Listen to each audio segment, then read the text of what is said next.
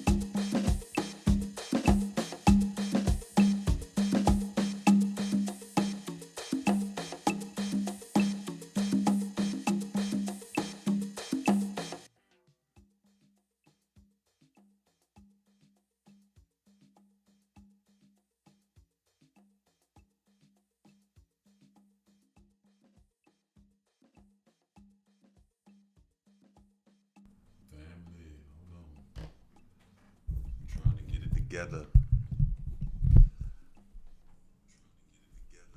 Hold on, let me get this right. I feel like we hadn't been in the studio for a minute, so I'm glad to be back in the building so we can do some of the things that we used to. All right. Welcome to another episode of Soul Swami Live. I am Anthony, otherwise known as Soul Swami. So glad to have you join us for a second. I look forward to tonight's show. We're going to continue assessing how we are functioning in our egos. So tonight we'll be doing the knowledge ego. And if we have the time, we'll move into the doer ego. So a couple of questions to see if we functioning with our ego in a healthy way, right? So if you are new here, this is Soul Swami Live. And what we do here is discuss healing in all its various forms in an effort for us to become the best version of ourselves. We create a collective energy that we can all tap into. So we do know that healing is a communal event. It's not one that you want to do by yourself. You want a community, a tribe of people to be able to support your evolution to being the best version of yourself. We do this so that one, we know we're not alone, and two, that we know that we have some energy that we can tap into to help us on our own journey. We do this every Tuesday and Thursday at 7 p.m. Thursday is generally a spinoff of our Tuesday night show. We do most of our learning on Tuesday nights. We do that with activities, new topics, live energy reading. So if you're out there and you want to get a live energy reading, hit the link in the chat or in the description and join the live, and we'll do a live energy reading. Thursday night is a spinoff of our Tuesday night show. It creates an environment for us to be able to tap into that childlike energy in us to help us evolve into the best version of ourselves by picking up some of the things that we let go of that actually help us in our happiness. So, generally at the beginning of the show, we do a little bit of energy work, and this week we are on the heart energy. Ironic, I ran into somebody over the weekend and they had on a green shirt and they were moving in their heart energy, and I talked to them a while about that. So, the heart. As a reminder, your heart is the most magnetic organ that you have. The second most is your brain. And the heart is 50 times larger. The magnetic field is 50 times larger than your brain and 5,000 times more powerful. So if there are things you want in your life, things you're trying to manifest, goals you're trying to reach, the most magnetic tool that you can use to attract the appropriate energy for that is your heart. So lead with your heart, family. Don't forget, heart's a good place to start. The heart is the center point, the energy point for your love. It is for your compassion. It is for your kindness, your feelings of acceptance, and empathy, how you empathize with others. If you are in the color therapy, you want to think green. Green is the color for your heart. So eat some green foods, wear some green clothes, spend some time in some green light, let your bare feet touch some green grass. All those things help to ignite the energy of your heart. If you are into aromatherapy and essential oils, you want to think rose, jasmine, and geranium are three good scents that help activate the energy of your heart. If you are into crystals and gemstones, if that's your thing, you want to think green to guide you. But emerald is good for that. Jade is good for that. Green calcite. You want to think aventurine. One of my favorite, I don't have it on my desk right now, but rose quartz. Rose quartz is my travel. I put that in my book bag, so I make sure that wherever I go, I'm traveling with the energy of heart and love, right? So the next thing that we do is a little bit of sound therapy. I'm so excited. I got a new instrument for you all, but I'm terrible at it, so we won't be using it to do our meditative period right now. So, generally, what we do in this session is we do a little bit of sound therapy, we do a little bit of breath work, and then we do some affirmations. And after that, we jump on into the show. So, during this sound time, all you really have to do is just relax yourself and clear yourself of some of the stresses and energies of the day and get ready for an informative and a good show to help you evolve. Hey, Toddy, thanks for joining. Always glad to have you here. I did return your call. I assume you was busy. I know it's that time of the year where baby girl is getting into some activities, so perfect time still. Glad to have you here as always. Anybody else, if you're in the chat, don't forget to leave a comment, suggest, share, comment. I enjoy that. This is a energetic exchange. It's not just about me sitting in front and telling you everything, but active participation is appreciated. You ask questions, answer questions. Like I said, join live, get an energy reading. All those things will help build the energy and collective of healing that we're all trying to do. Again, during this time, you just relax and clear yourself of the thoughts and stressors of the day and get ready for some soul healing.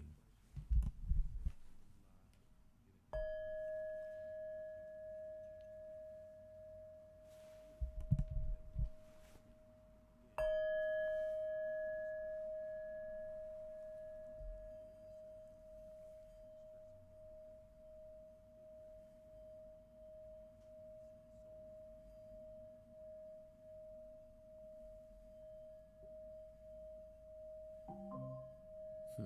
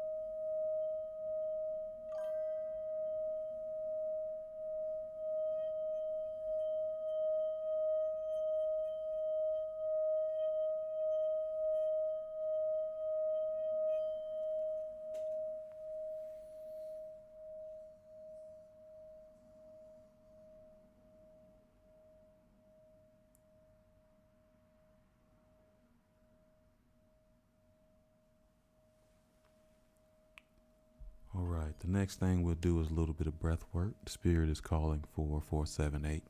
If you are unfamiliar with breath work, the numbers usually tell you how long to breathe in, how long to hold your breath, and how long to exhale. So for 478, you inhale for a 4 count, you hold for a 7 count, and you exhale for an 8 count. But during this time, all you really have to do is just listen to the sound of my voice. I will guide you through this breath work exercise. I think this is a good one.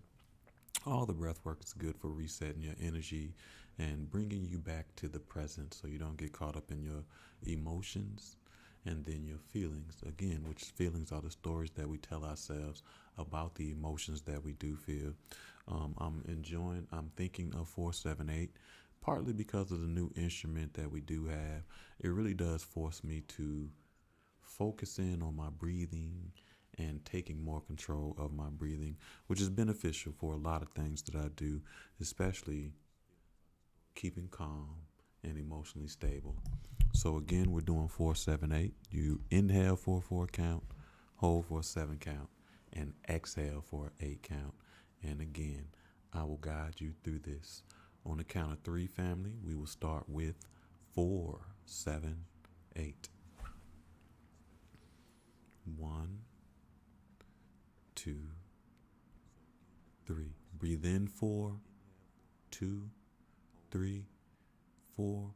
Hold 7, 2, 3, 4, 5, 6, 7. Release 8, 2, 3, 4, 5, 6, 7, 8.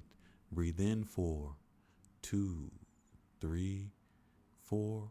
Hold 7, 2, 3, 4, 5, 6, 7. Release 8, 2, 3, 4, 5, 6, 7, 8. Last time, family. Breathe in 4, 2, 3, 4.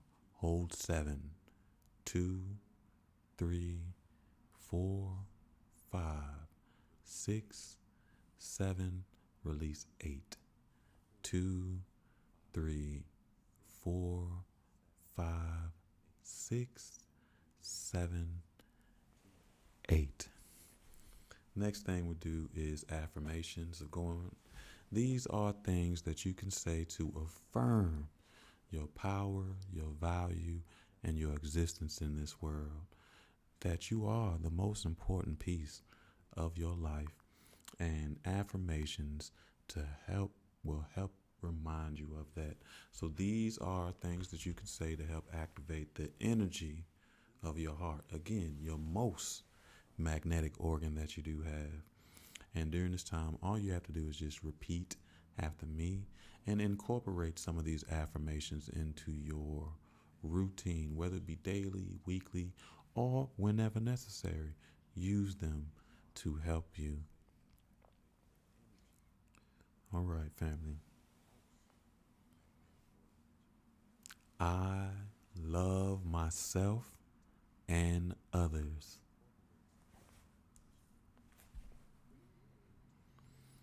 I deserve to be loved.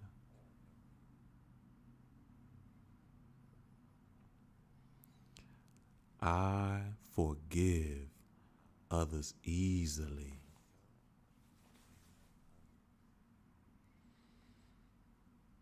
My heart is fully open, loving, and pure.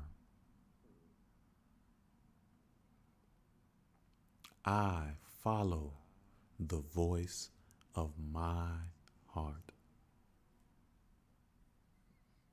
I love myself and others. I deserve to be loved.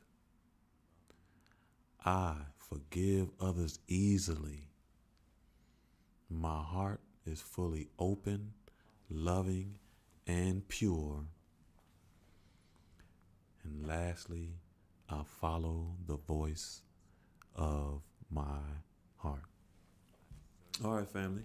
Now we can get this show on the road. All right, here we go. So, it's been a couple of weeks. Like I said, I've been out of the office. We've been doing the show on the road, which is winds up just being a bunch of random stuff you get to see. Last week we were at Wilmington, went to the boardwalk for a while, got to see the carnival of what is Carolina Beach. But we didn't go to Riceville. We probably should have, but went to Carolina Beach and just walked around and enjoyed that for a while. Made sure I got my feet in the ocean for a little bit because that salt water does have healing properties, and I feel like it always makes me feel a little bit younger when I at least let my feet touch the water. So that was fun, but again, I'm glad to be back in the office. Over the weekend, I wound up going to this event. I'm going to post a video of it, but it wound up being a body, mind, and spirit wellness event.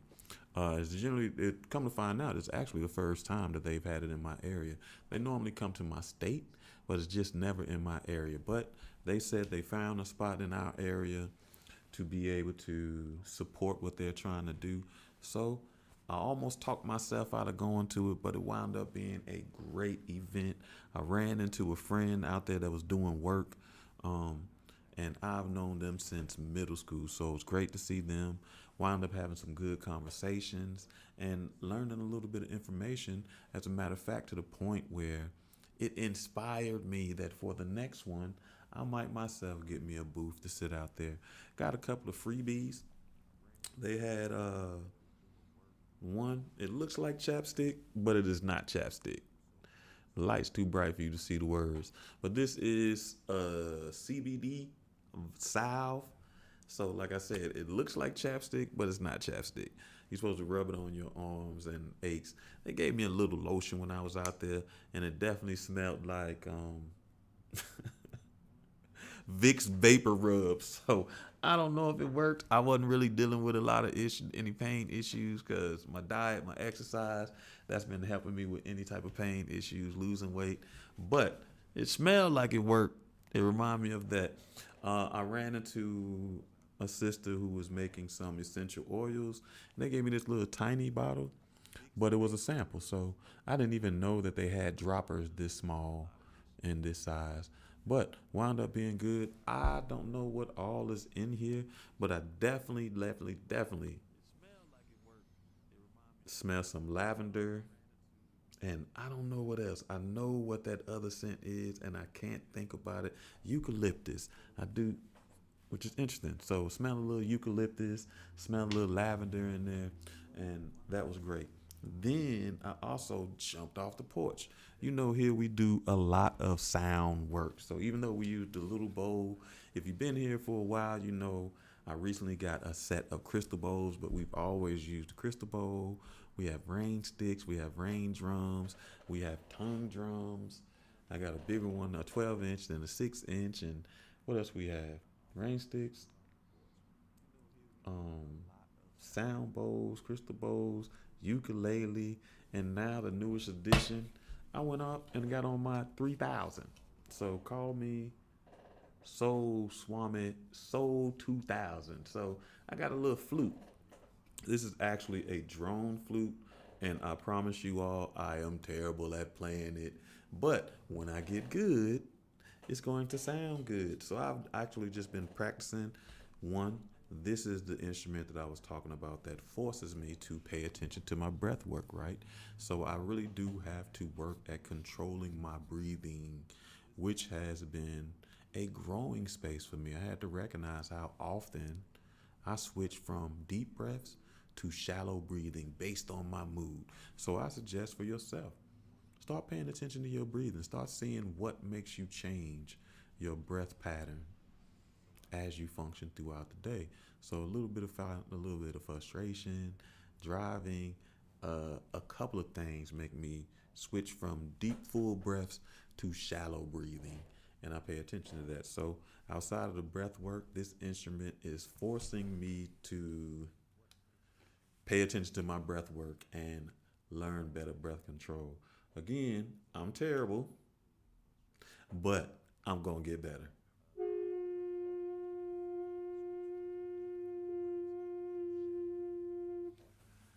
So that's the overall sound. Then, of course, I can play some notes. I got to make sure I have my fingers together right.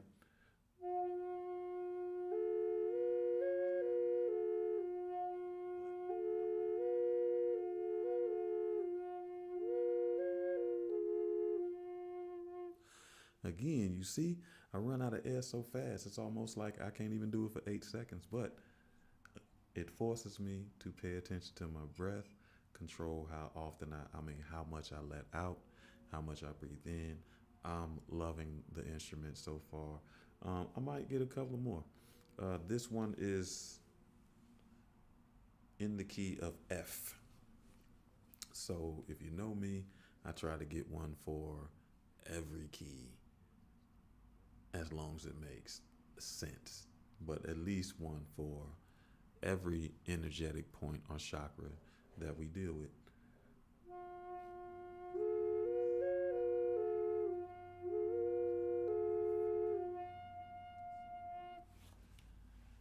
So I'm excited about this. I'll be sitting around practicing it, put it right beside my ukulele.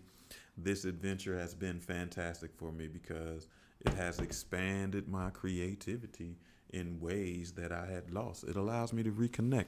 When I was a kid, I loved music, right? More than just singing and dancing. I wanted to learn instruments, but I never really got into it because I was too caught up on image, which is one of the egos we discussed before we last. We will review that a little bit. Also, the last couple of weeks have given me the opportunity to learn a little bit more about myself, which we really as we evolve to be the best version of ourselves, it requires us to learn more about ourselves. So many things have been placed on us, so many other people's emotions, thoughts, ideas have been given to us that we don't even recognize what is our voice and what is the voice of someone else or some others, right? So this year we've done a bunch of work with our words, right? I think it might be about time for us to do another exercise to pick our words. So our words of importance are words that we've been rebuilding our relationship with have been family, worthy, love, safety, and right. And for myself, I've been focusing on a little bit on integrity. And focusing on integrity has allowed me to expand how I think and thought about integrity. And generally when we reshape our relationship with these words, we start with self. So when I'm looking at this word integrity, it's not that I'm looking externally. I'm looking internally and making sure that I have a healthy relationship with integrity to ensure that I'm moving with integrity. And by doing so, by making myself pay more attention to integrity, by default, I start paying attention to the environment that I am in because I want to make sure that I'm working or I'm functioning in an environment that supports integrity. And by default, that forces me to start looking at the people that I interact with and start seeing how they move and if they are moving with integrity, right? So, one of the things that I've been learning about integrity has been around this idea of excuses, right? I've been hearing, man, I've been interacting with a lot of energy of excuses, right? To the point that I had to do a little more research, right? So this excuses have become one of my pet peeves. And this journey through integrity has shown me how much it is a pet peeve of mine, which means essentially it causes some sort of frustration, some sort of disconnect. It creates emotions inside of me that I can label and some that I haven't been able to label, but I'm learning to label because one of the biggest things we've done for ourselves is given ourselves permission to experience all the wide range of emotions on the spectrum, right? Instead of putting ourselves in a box based on our gender, based on our culture, based on our race, based on our location, we give ourselves permission to experience the full spectrum of what it is to be a human being, and that is through emotions, right?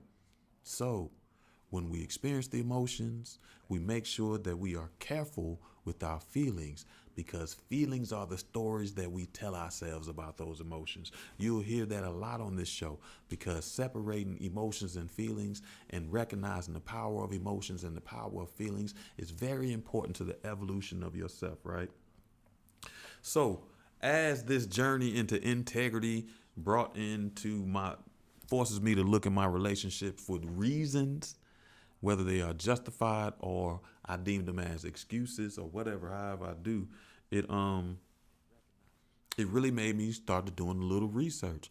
Part of evolving is learning new perspectives. The tools that we talk about, the tools that we need to navigate life are perspectives, and we get perspectives through learning.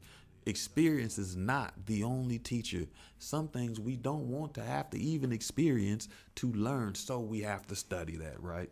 So instead of me having emotions around this word, excuses, my relationship with this word, I want to make sure that my feelings, the stories that I'm telling myself about the emotions I'm feeling, are grounded in facts and truth, right? So these words have definitions, and these definitions have ways that you function within them, right? So I began to wonder if one of the reasons I feel so passionate about integrity and excuses is I was wondering, do excuses show a lack of integrity, right? And when I looked it up, one of the things that wound up sticking with me is on the surface, or generally, excuses are not a lack of integrity, but a repeated pattern of excuses show a lack of integrity, right? And in the sense that when these excuses begin to shift blame, when these excuses begin to shift accountability, when these excuses shift the importance of what's being said or what's being done or what's being excused, then those things, that the culmination of those things can be a sign of lack of integrity, right? So one, I'm looking at myself. I want to make sure that I am functioning in a way that is showing integrity, right? So now if I look at myself, I look at that through the relationships that I interact with, because we've learned that relationships are reflective of our past, where we've been, of our present, where we are, and of our future, where we're going, right? So I know that these relationships around me, the people I interact with, they reflect something back to me, right? So now I'm looking at it, right? And then I had to ask myself a deeper question. Why am I so emotionally attached to this idea of integrity and excuses? What is bothering me when it comes to excuses, right? And what it wound up being is it hurts my feelings.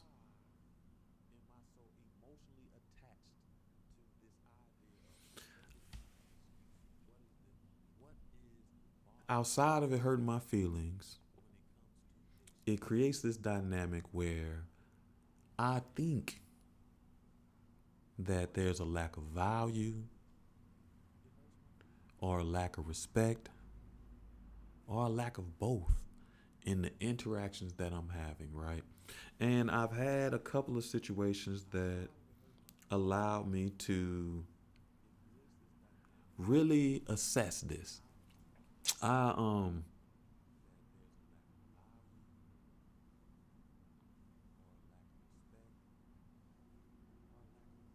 wound up getting up with a friend over the weekend, and it wound up being one of the more difficult conversations I've had in a long time, because every time I began to say something, every time I began to address something, this person would cut me off and make excuses, whether they've been true. Like, it was wild because they can see how their family structure, their family experiences were detrimental, but they don't have any sight on how they are repeating those patterns.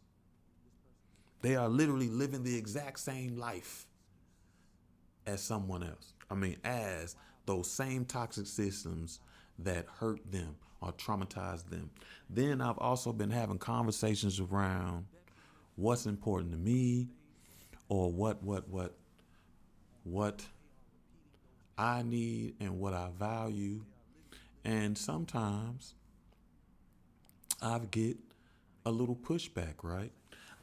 One of the things that make this kind of important to me is because your words are a form of energy.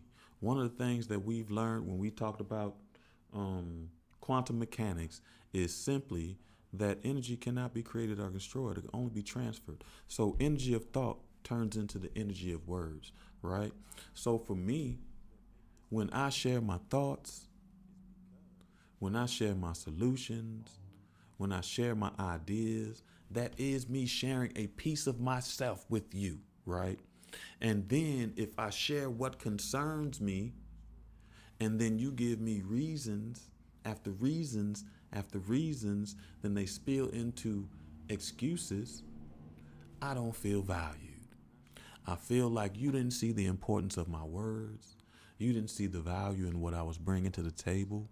And that is what hurts my feelings. We talked about it. One of the good things is we're going to discuss how are we functioning with our knowledge ego. And I talked about how I am attached to knowing, right? The good thing about it is I'm shifting from this space where I'm labeling my worth through knowing, and just knowing that I add value through knowing. One of my homeboys was telling me the other day, which I definitely needed. He was pouring into me, and the brothers told me, you are an asset in any relationship that you have, whether it's business, whether it's friend, whether it's romantic. And I want to share that to you. You are an asset. Your thoughts, your words, your ideas, your actions, all those are energetic functions that you are pouring into another vessel. And it is okay for you to pay attention to how that vessel is pouring those same things back into you, or what they do with what you've poured into them. Some people pour it out. For example, I have a friend, hadn't talked to in a little bit. One of the things that they told me is they have not read my book. And one of the reasons they have not read my book was because it made them feel like I'm telling them what to do. Even though I wrote this book neutral for anybody in this world to read, they specifically felt as though I was telling them what to do. So that's where I recognized that they didn't value what I was pouring into the vessel of our relationship. There was a hole in the bottom. So no matter how much I poured, the glass will never get full, right? And while I've been learning about integrity, it really brought something that's important. It rose to the surface, something that's important to me that I didn't really recognize. But now that I know, it is something that I will require in any relationship that I have going forward. Like I said, romantic, familial, platonic, I don't care what the relationship is.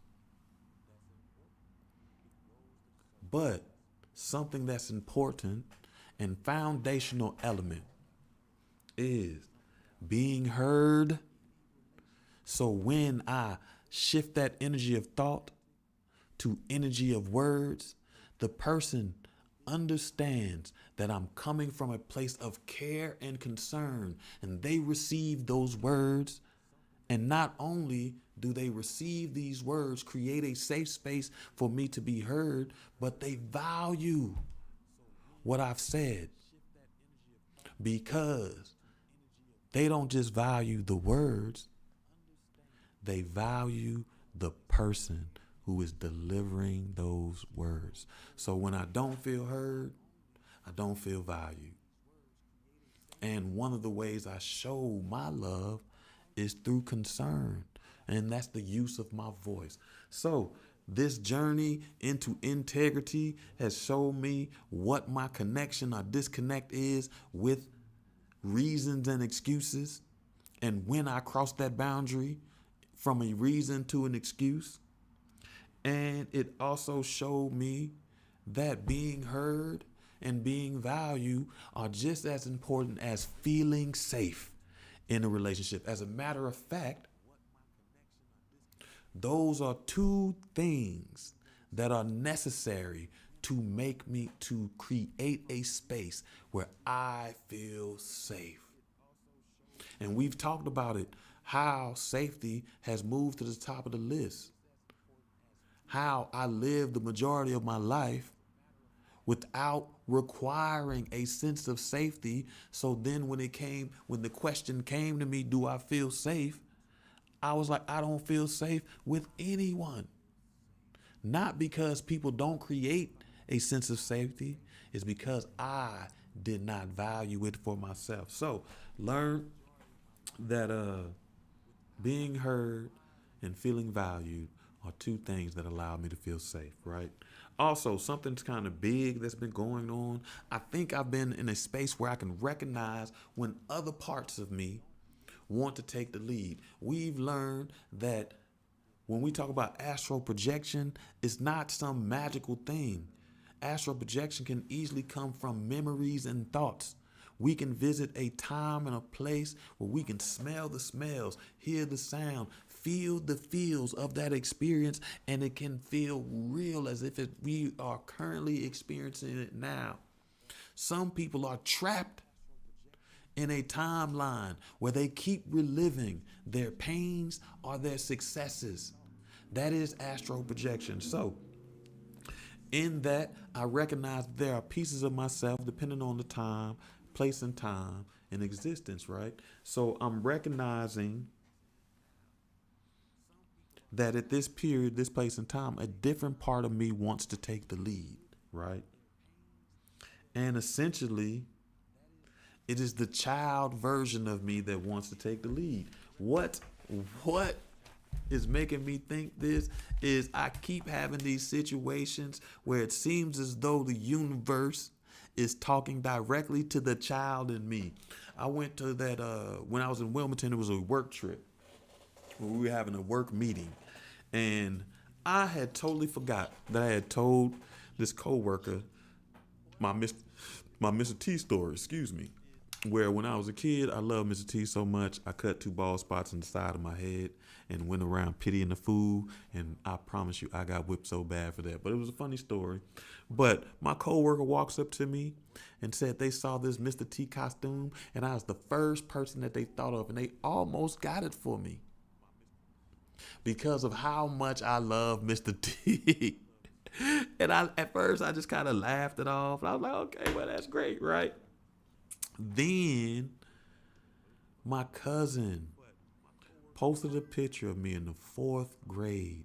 A picture I don't even have for myself. I talked about it a little bit because little 4th grade me had my little bow tie on. So y'all think sometimes I'm doing this for show, but it really is who I've always been. So bow ties and ties have been a part of my life. And I looked at that little boy and I seen the dreams, I seen the hurt, I seen all types of things that little boy was experiencing. I remember being so mad on picture day because my bow tie was crooked. I was so mad. That perfectionist in me was going crazy. I was mad for a long time about that picture.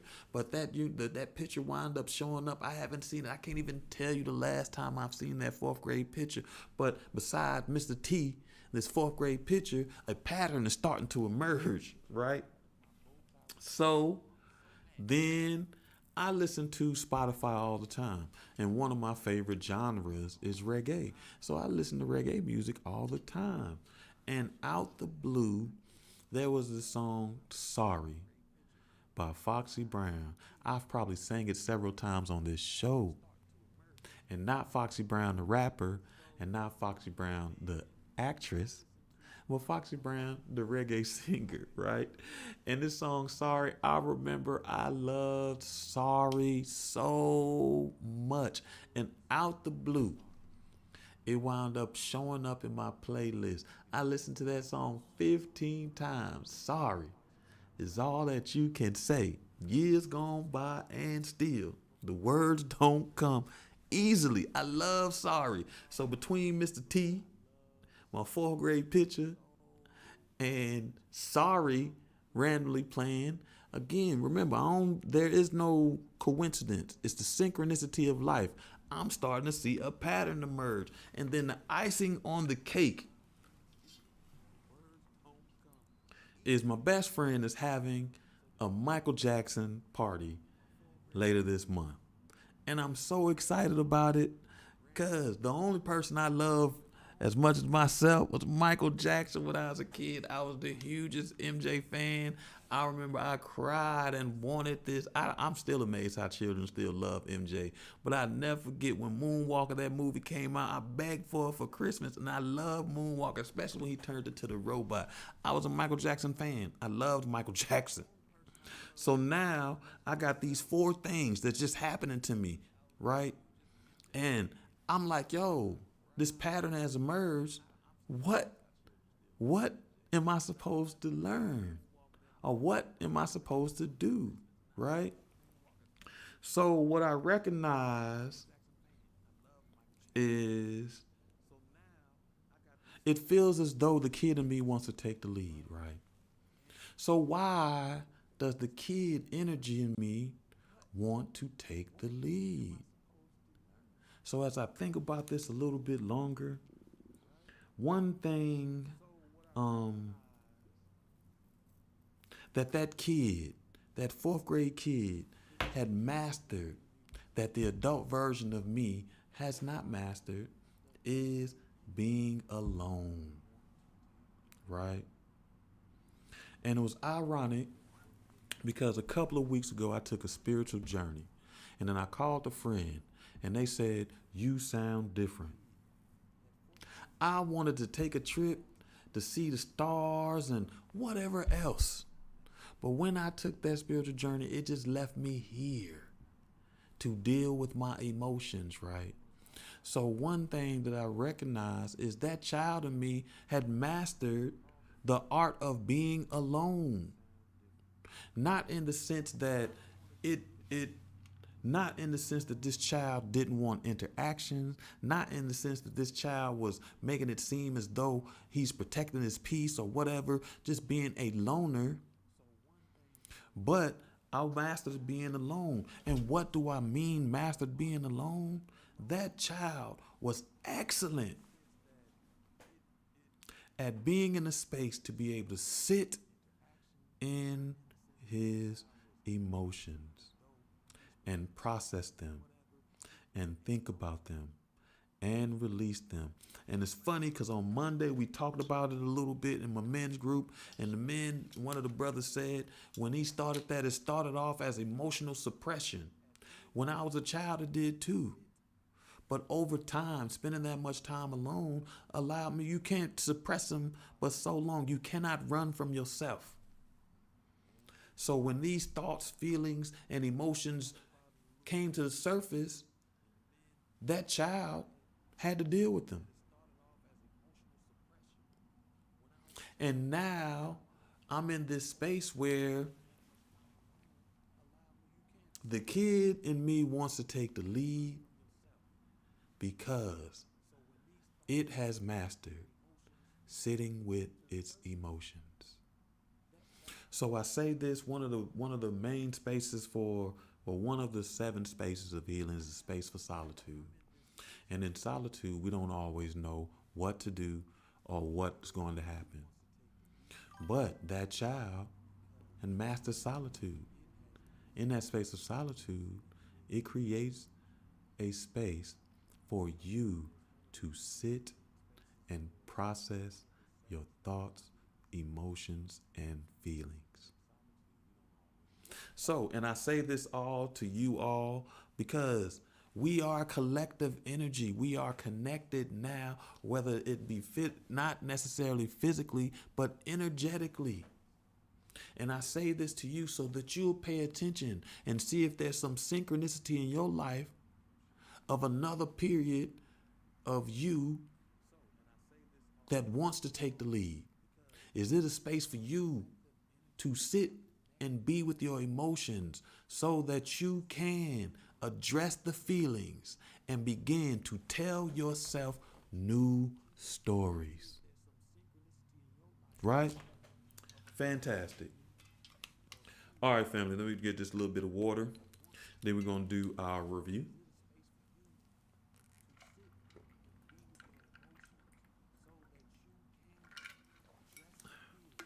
Listen, I probably shouldn't even have mentioned sorry, because now it's stuck in my head. Well, you can say baby. And baby, if I hold you tonight. That was my jam. I told you the right words. Ooh, at the right time. All right, so we're going to do knowledge ego, but last discussion we had was on status ego. Status ego. What was the status ego? Quickly now, the status ego is the part of ourselves that builds our identity around how we are perceived by others, right? I said that. I had an issue with status ego, not necessarily status ego. It's all a part of us, but I wasn't functioning in a healthy way as a child because one of the reasons I didn't learn to play instruments a little bit better because I was concerned about how others would view me, right? So it's the part of yourself that builds your identity around how you are perceived by others. It matters. So whenever someone tells you that they don't care, they just either don't know, because 90% of our reality is created by our subconscious, or they're not being honest. Because we all care. Image, how we look, it matters. How we are perceived by others, it matters. That status ego, that image ego, it wants approval, recognition, respect, status, and belonging. Belonging. As I talked about being valued, that's what this ties into. Perception of others, that belonging, that respected, those things happen. If you are functioning in a healthy image, status, ego, it helps you function socially and build relationships. If you are functioning unhealthy, it bases your self-worth on validation, comparison, and what other people may think, right? Or have, right? You're doing comparison. And what we talked about, comparison is the thief of joy. And one of the things we want to do with these egos is detach our self-worth. We may find value in these things, but these things do not determine our worth, right? So that's why we're making sure we're functioning with these things in a healthy way. We talked about we ask questions to help us think about our perception and approval. Like, do I change my behavior on depending on who I'm around? We talked about it with recognition and validation. Like, do I feel disappointed when my efforts go unnoticed? Yes, I do. Yes, extremely disappointed. It hurts my feelings. Right? We asked questions to let us see how we function with comparison. How do I feel when someone else receives recognition? Right? We ask questions about reputation. Am I concerned about maintaining a certain image? We ask questions about social identity. If my title, achievements, role, or reputation disappears, who would I be? Who would I be then? And those are the things that help us. Those are a few questions to help us assess how we function in our status or ego. Again, if you want to check that out, you go back to since the first episode is on YouTube, you can go back and check that out. It's 2 weeks ago. Last week we were in Wilmington. So the week before that, whatever that date was, don't hold it to me. I'm old, I forget. So tonight we're going to move into the knowledge ego, one that I'm partial to because I definitely found my self-worth in knowing, and I am in the process of separating my value and self-worth from each other as it relates to knowing stuff, right? So the knowledge ego, it builds your identity around what you know, what you understand, what you believe, or what you can explain. It grounds itself in certainty, understanding, expertise, and intellectual competency, right? Certainty was one of the I was attached. I had to know the outcome. And so many times it allowed me to put the cart before the horse, especially in relationships. I meet you today. I'm looking at you to see if I can marry you. But I really need to look at you and see if I can just enjoy you today. I was looking way down the road in the future, worrying about tomorrow when we need to get through today. I was attached to that certainty. Before I took any risk, I had to have a sense of certainty. I had to know. I say this with gambling. I don't gamble unless I know I'm going to win. You feel me? There's a certainty in that. Certainty, I got to know I am going to win. If you want me to gamble, if I ever make a bet with you, you best believe I already know I'm going to win that money. Unless it's a gentleman's bet. A gentleman's bet is $1. $1, I bet. I don't even care. I won't even think anything else about it. I will bet you on that gentleman's bet. And it's funny thing, I think my college roommate and myself, we do gentleman's bet all the time. And I don't know if you ever seen that movie, but it's one of my favorite movies. But it's pretty much Trading Places. The two rich dudes who orchestrated the whole Trading Places, where this homeless poor dude takes this other slightly rich dude's position and all that. They did it for $1. It was a dollar bet, a gentleman's bet for $1, right? So a healthy knowledge ego helps you to learn and think critically, and it shapes your wisdom, right? Wisdom is the manifestation of your knowledge through ways and actions. So once you learn something, you start functioning within it, and that's how you get wisdom. And then from that wisdom, you'll get understanding. You got to live it, breathe it, be it to get the understanding of it, right? So healthy helps us to learn, think critically, and it shapes our wisdom. When we are functioning unhealthy, we have an unhealthy relationship with knowledge. Knowledge equals our worth and becomes attached to being right, having answers, or appearing intelligent. I used to fight all the time with this appearance of intelligence. I remember when I graduated from high school, you don't even know the amount of people who said, Peanut, I ain't know you was smart. I don't know why you didn't think I don't know why you thought I was anything other than smart.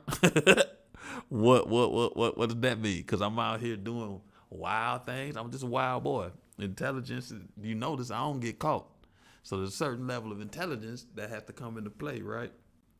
But I had a whole lot of conflict around appearing intelligent, and I had an attachment to not being right, but having the answers. And it's funny because even at this time, I still have a little around having the answers, where people in my life expect me to know. They just expect me to know. And they are more shocked and confused when I don't know. Because I've taken so much. I found my value. How I am an asset through knowing, right? So, how are we functioning with our knowledge ego, right? So, how do we interact? What is our relationship with being right? First, how important is it for you to be right in conversations? How important is it for you to be right in conversations? Answer that question in the chat. You got some time. For me, being right, I was going to say it's not that important, but it is that important to me. But with it being important to me, I do leave space for other truths to exist alongside of mine. I know two things can be true at the same time. So I need to know. So being right in what I say, telling you the right things, pointing you in the right direction, all that is important to me. But I also leave the space for what's right for me may not necessarily be right for you. I just need you to be able to see the value in what I said or what my right is, as well as I see the value in what your right is, right? What's right for you, right? So, how important is it for you to be right in conversations? How do you react when someone proves you wrong? How do you react when someone proves you wrong? For me, it's contextual. I can be extremely stubborn when someone proves me wrong, in the sense that you can't just say I'm wrong. You got to prove me wrong. And I'm thinking about it. I have a coworker friend, and what makes it even better is they are a Pisces. So I always enjoy interacting with Pisces to see the variability in their sign, and also to see how it is to deal with me sometimes. And we're working together with this one client, and generally when we work with a client, we get the referral. This client needs help in whatever it is, right? Most of my stuff is fiscal, but I do some governance. You need some board trainings. I do some other stuff. I do some other stuff. But generally, what we do is the first call is like a consultation call. We call it a planning call. It allows us to be able to get a clearer understanding of your needs, so I can shape the supports around that. So my friend, my coworker friend, is telling me we didn't have that planning call with this assignment that we're both on. And I'm telling her we did.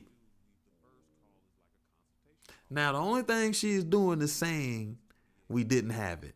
She ain't showing me no proof, and I ain't looking for no proof because I feel like we had it. So I'm not looking for no proof. So fast forward, we get on this call with this client, and I'm thinking I'm all set up for an actual training or technical assistance type of situation. But I asked them, hey, did we already have this planning call? And they were like, nope. So how do I react when proven wrong? Stubborn.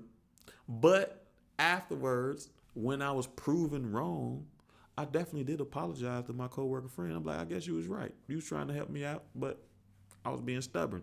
You can't just say I'm wrong. You're gonna have to show me proof on why I'm wrong, right?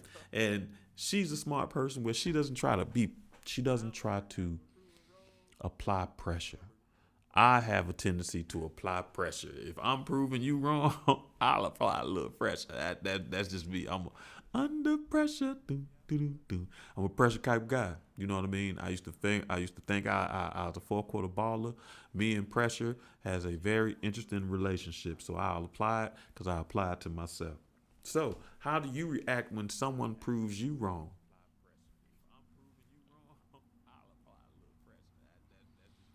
Do I become uncomfortable when someone challenges my beliefs?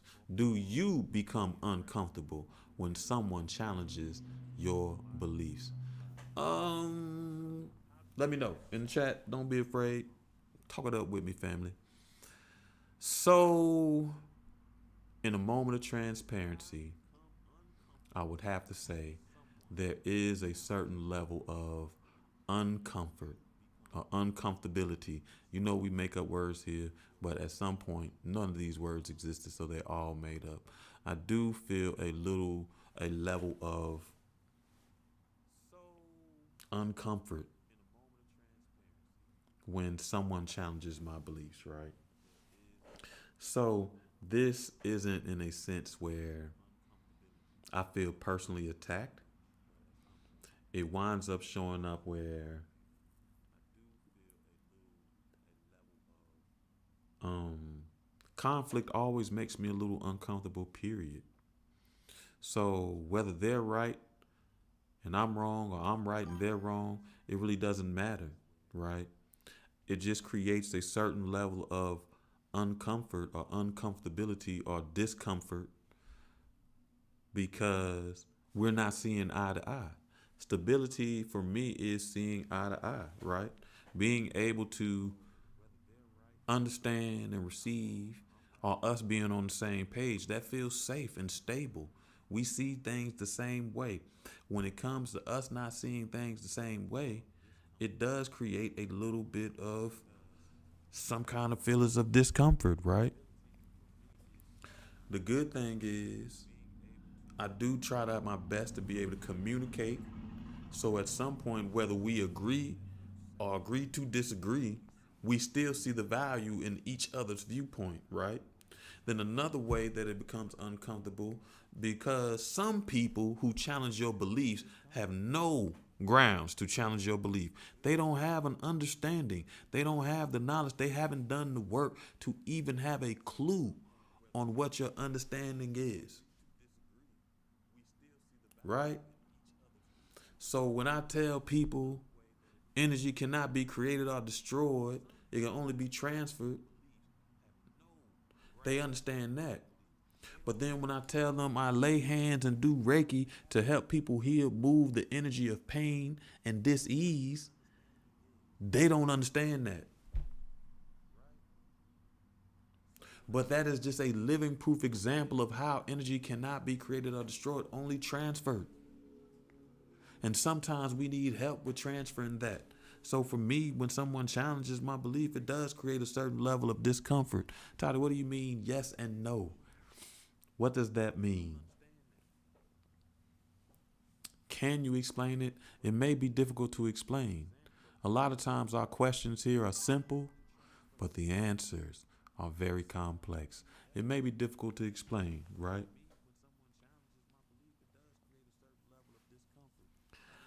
How does my knowledge ego interact with my identity?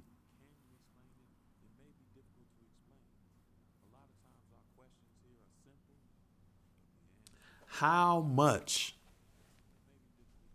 of your self worth comes from being intelligent, knowledgeable, or informed? At one point in my life, the majority of my self worth came from being informed. One of the reasons my self worth came from being informed is because that's how I got people to see my worth. It's because I had information. And that's really as a child to an adult. Adults have the tendency to not listen to children. They think children don't have a certain level of value or worth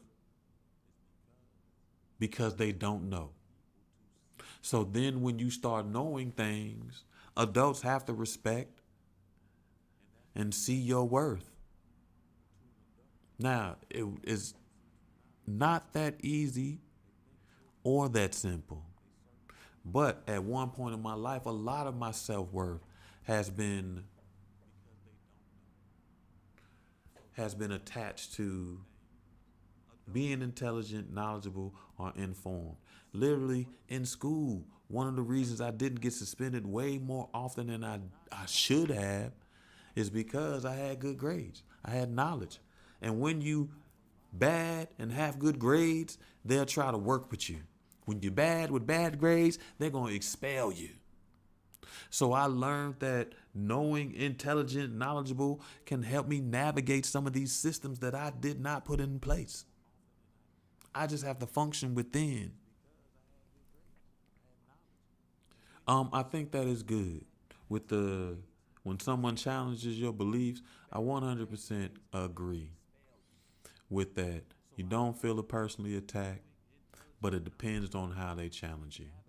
Some people definitely challenge you as though they know. And they don't know shit. They don't know sugar, honey, iced tea. And they think that being aggressive or forceful is going to make it seem as though they don't know, like as they know. Some people are in leadership positions, so they feel like they should know, but they don't feel safe enough to show the vulnerability that they don't know. Being a leader does not have to know everything, but you do need to know something. So it really does how somebody challenges you, and not even just how they challenge you, where they challenge you makes a difference. Being challenged in a one-on-one conversation at home is very different than challenging me in front of all my coworkers or challenging me in front of all my friends or challenging me in a space that's not safe for challenging.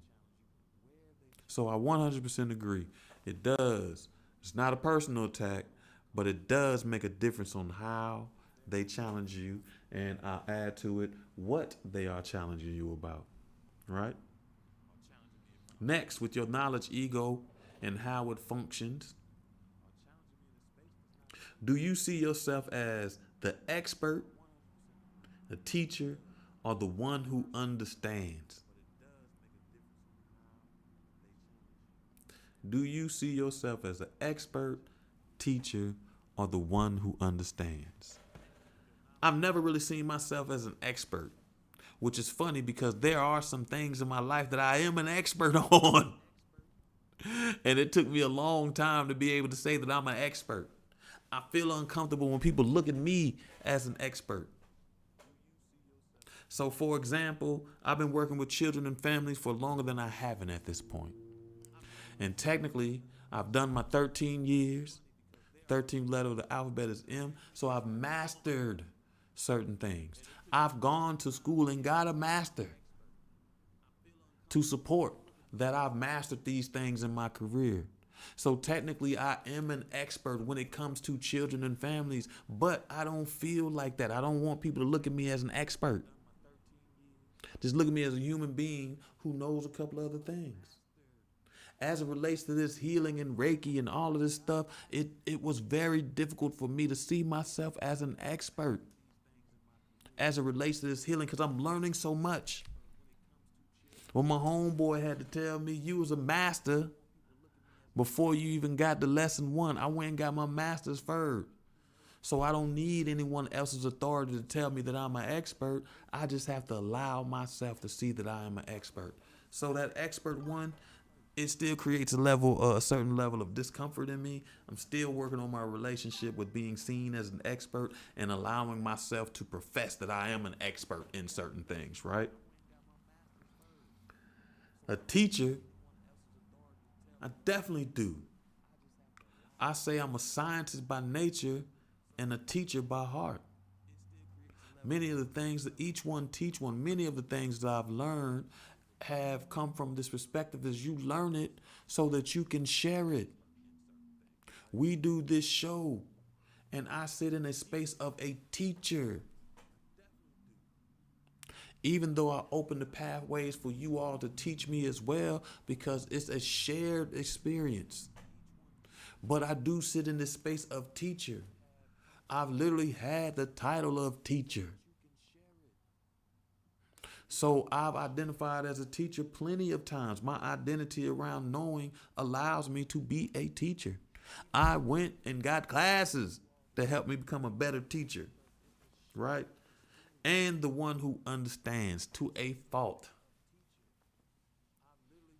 I've identified as the person who understands. Understands mistreatment. Understands correct actions. Understands how to see the problem and how to fix it. All of those things can be stressful.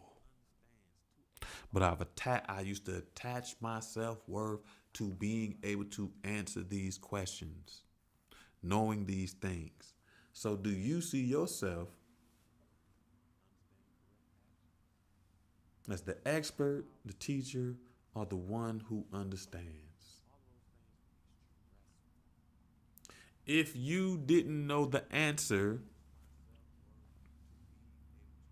would you feel less confident? So for myself, not knowing the answer doesn't make me feel any kind of way. I get more frustrated when people expect me to know the answer than me not knowing the answer. Now, where not knowing the answer becomes a problem is when I feel like I should know the answer. Not one of those spaces where someone tells you something, you're like, oh man, I ain't think about that. Cause in that, I knew the answer, I just didn't think about it. But in a space where I should know the answer, I do feel less confident. And one way that shows up is in conflict in relationships. I really do feel like I should have the answers to be able to help us solve this conflict. And when I don't, I do feel less confident. Just as much as when I share these answers. And I don't feel like it's being heard. I feel less valued.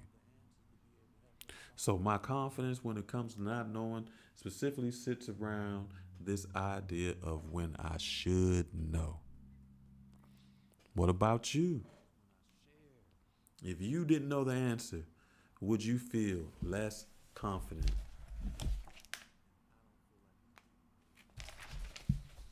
Next, how does your knowledge ego interact with uncertainty?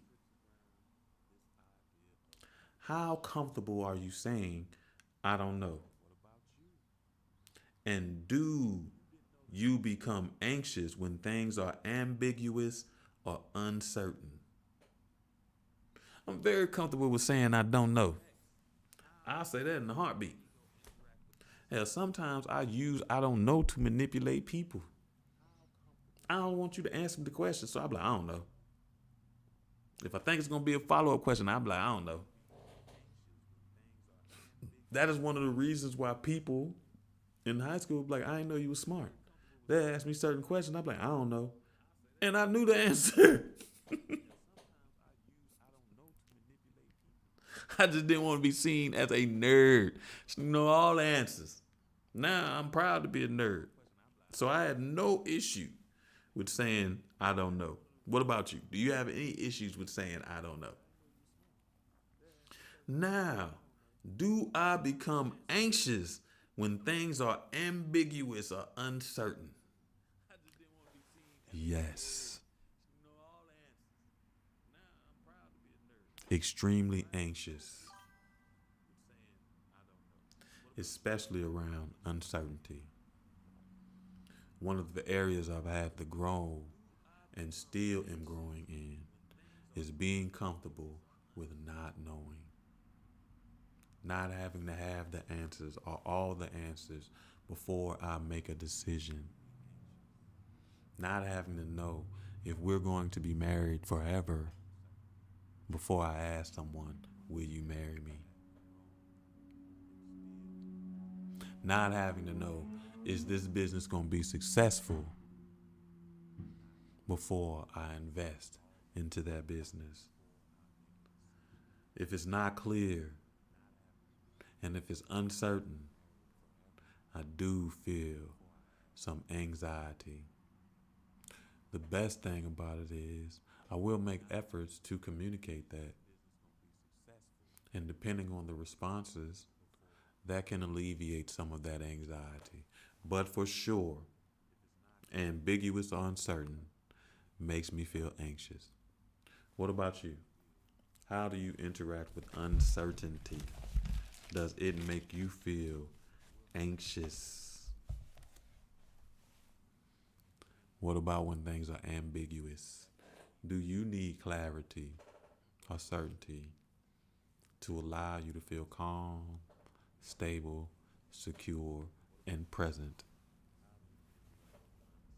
Next, how does your knowledge ego interact with your learning and your curiosity? Do you seek information that challenges your beliefs? Yes. I like my belief system to be rooted in truth and facts. I'm a scientist by nature, and a teacher by heart. Both of those things are rooted in truth and facts, in theory. Now, how we exhibit those things can be not rooted in either one of those 100%. But for me, I do seek things to challenge my beliefs to ensure that my beliefs are built on truth. And personally, I think that is a healthy thing. It is that you don't want to be in an echo chamber of thought, which many of us do. We surround ourselves with people who never challenge us. Or we surround ourselves with people who think just like us and we feel safe. But we don't know if what we're thinking is bull because there's no one to challenge our beliefs. I don't mind. I definitely seek information that challenges my beliefs.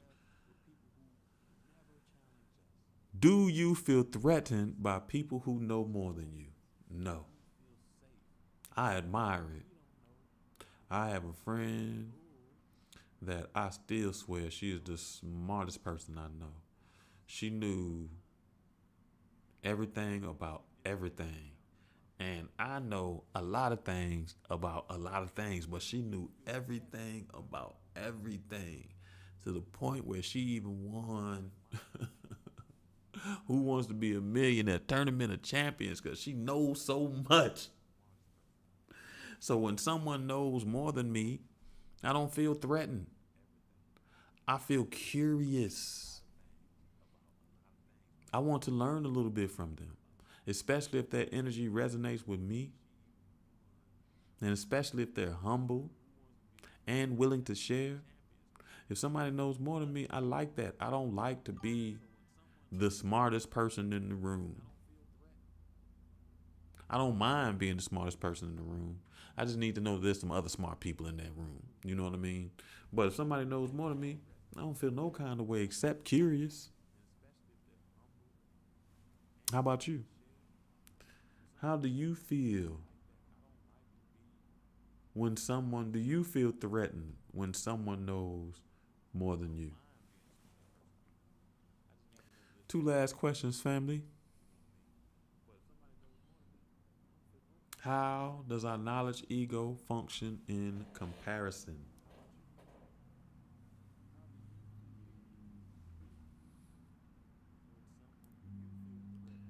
Do I judge people as uninformed, unaware, or less intelligent?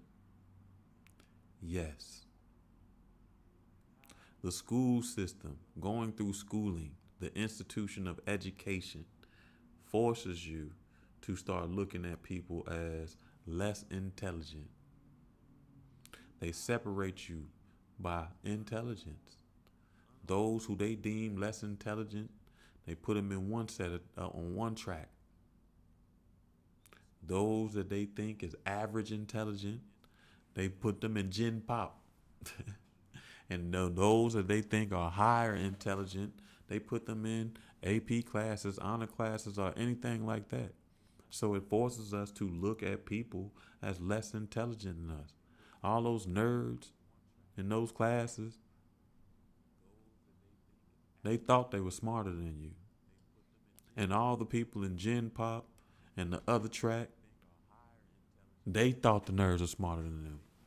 But now, as we adults, we know intelligence isn't just based on book knowledge or what this institution is teaching us. Intelligence comes in many different forms that school system does not value, right? Unaware and uninformed, yes, still. I remember when I did the 5% thing, we explained that 85% of the population is dumb, deaf, and blind. Uninformed and unaware. Literally, 85% of the population is dumb, deaf, and blind.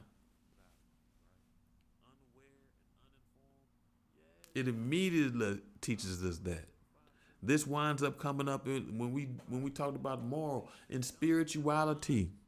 In religion, you will see those people who are not practicing the same religion or not same spirituality as uninformed and unaware, or even worse, you see them as threats to your awareness and your information, right? So, do you judge people as uninformed, unaware, or less intelligent? Listen, they just talked about how 70%, I believe, of the population reads at a sixth grade level or below.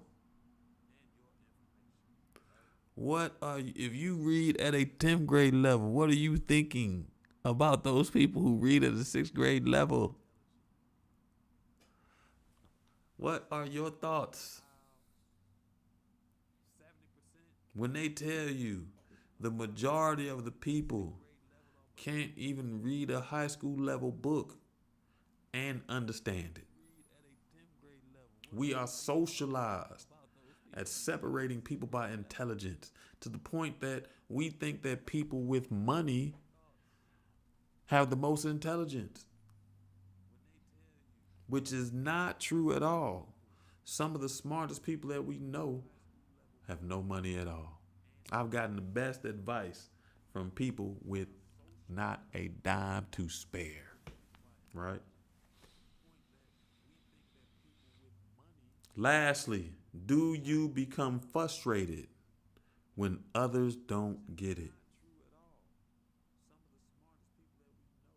Do you become frustrated when others don't get? I guess that depends on what they don't get.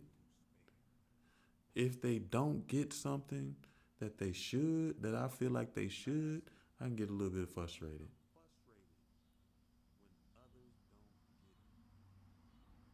When people's comprehension is not where it should be,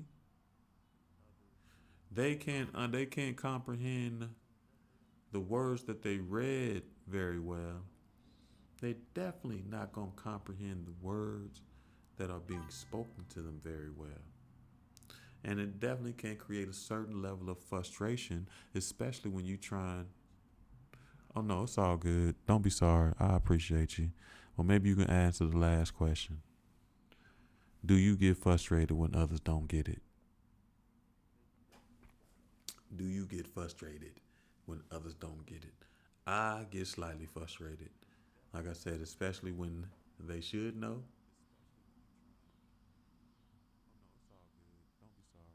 And when I'm doing my best to be clear and they still don't get it. Comprehension is not everyone's strong suit. And most people don't recognize that until they are challenged, right? They are challenged. So, do you become frustrated when others do not get it? They don't get what you are trying to convey. What happens, family?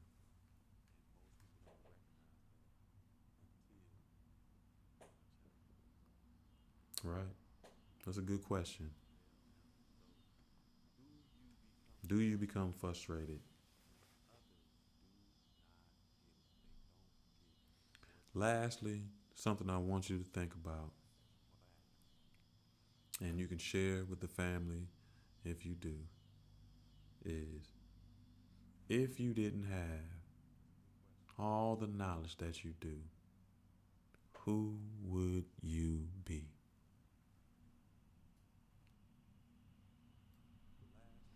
Where would your value reside?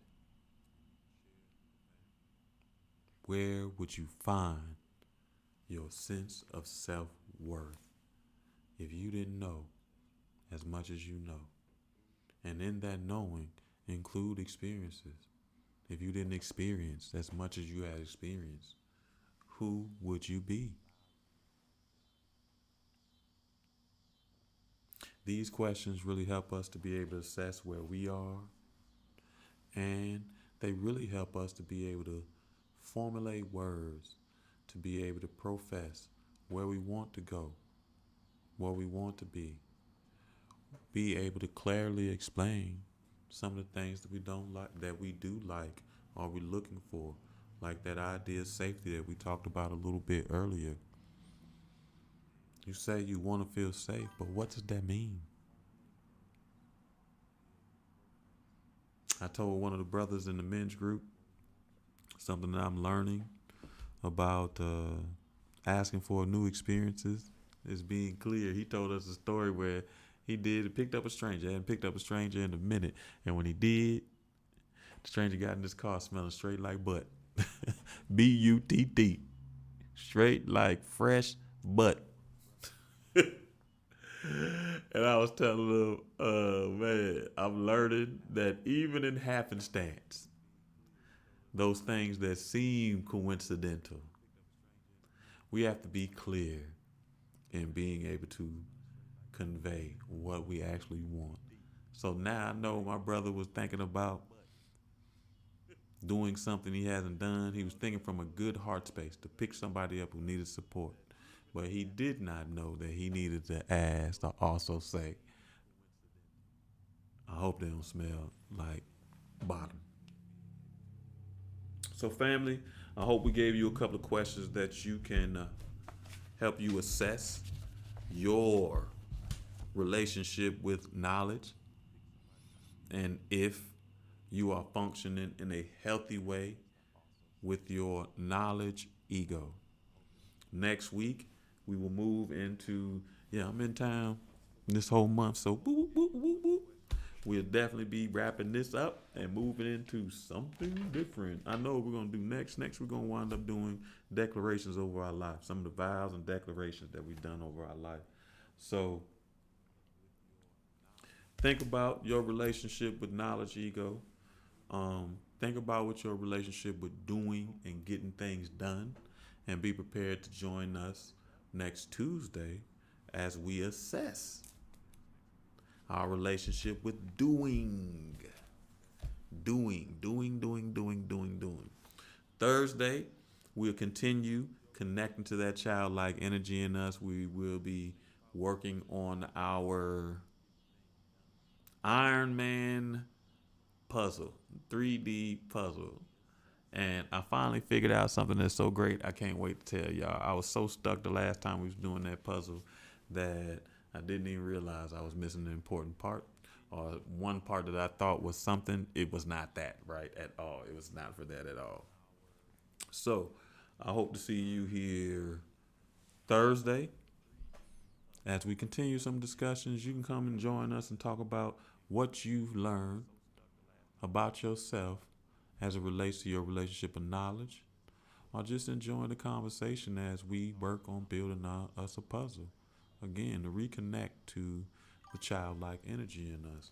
If you can't make it Thursday, I hope to see you back here Tuesday, 7 p.m. Eastern, as we continue assessing how we are functioning within our identity-based egos with the doer ego. And maybe we might get to the spiritual ego. Let me see. No.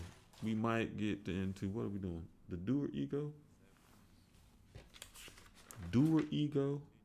We might get into the moral ego or the victim ego if we have the time next week. So, family, I appreciate you. I appreciate your support. I appreciate your vulnerability.